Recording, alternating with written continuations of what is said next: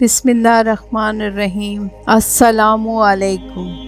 तौबा का तरीका। सुबहान अल्लाह अज़्ज़ व जल। रमज़ानुल मुबारक में रहमतों की छमाछम बारिश और गुनाह सगीरा के कुफ़ारे का समान हो जाता है। गुनाह कबीरा तौबा से माफ़ होते हैं। तौबा करने का तरीका ये है कि जो गुनाह हुआ ख़ास इस गुनाह का जिक्र करे, दिल से बेजारी और आइंदा इससे बचने का अहद करके तौबा करे। मसलन झूठ बोला, बारगाह खुदावंदी अज़्ज़ व जल में अर्ज़ करे, या अल्लाह, मैंने जो झूठ बोला है इससे तौबा करता हूँ और आइंदा नहीं बोलूँगा।